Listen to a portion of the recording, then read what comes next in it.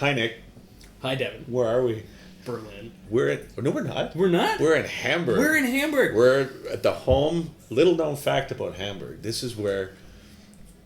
I'm not going to do that. I was going to say it's where hamburgers were. This is a good way to start. My name's Devin. This is Nick. And we work together making dubious mid-40s prog metal. And he makes it in tune, and I try and play it. And we're using Kemper on this run because we can. Because we can. Okay, so my amp world has been split into two sounds since I was maybe 12 years old, and that is I have a dry sound and I have a wet sound. I run them in tandem, and I don't have a pedal board. I've got all my patch changes going via MIDI, tons of different patches, tons of different volume things. I'm super OCD, which is why we work together, because so is he.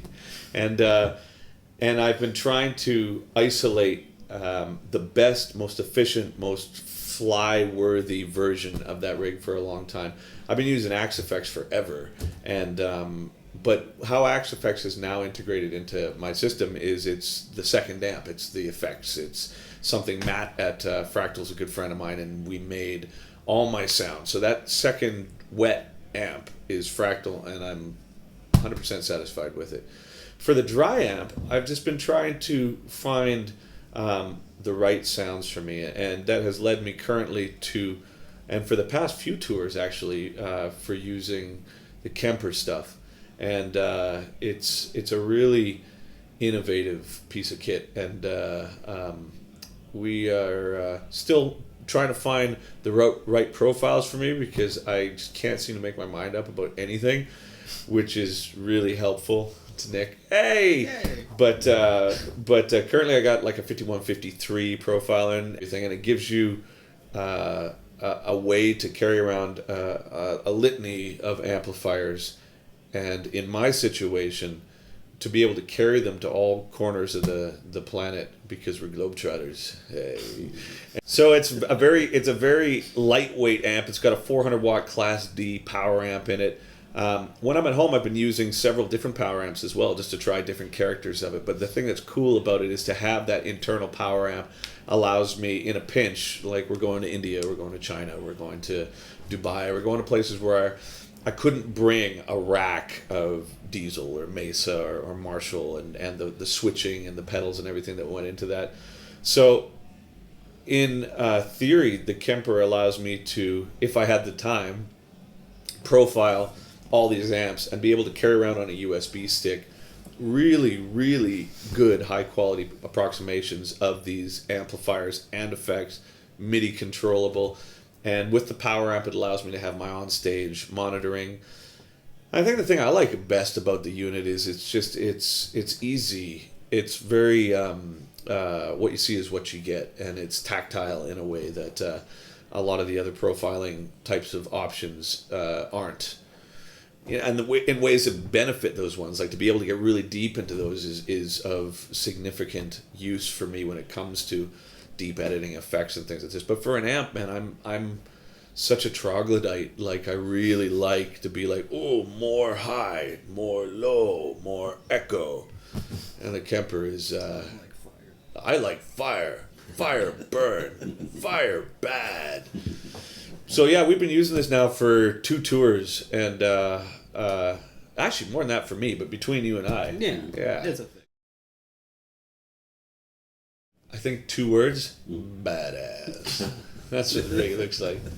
Well, okay, so basically, a Furman powerinator to Das Juicer, and then from there it goes into the radial guitar distribution, the JX44, which is a 4 in, 4 out. 4 in, 4 out. And it's got an XLR that allows him to change which of the 2 wireless units, the Shure wireless units, which is the next in line. We alternate between the guitars, 5 packs or something. 5, yeah.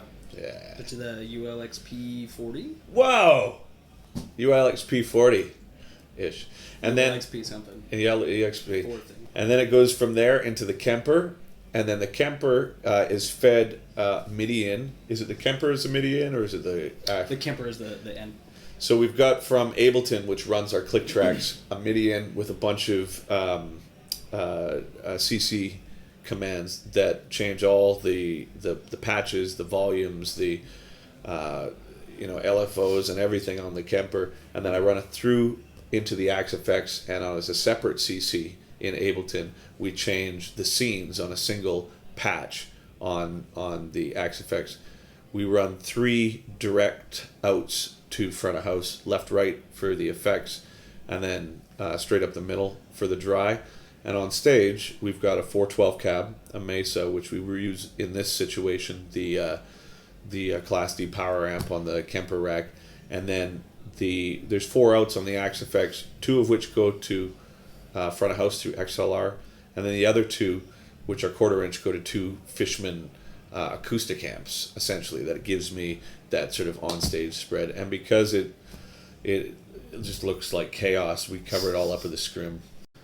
To have your sound in a 8 to 10 space rack that is under the weight that will ding you for overage is basically all I'm looking to achieve right now. So I have my wireless, my distributor, power, Kemper, Axe Effects, and then we'll take whatever we can get in terms of cabs and full range for the Axe Effects.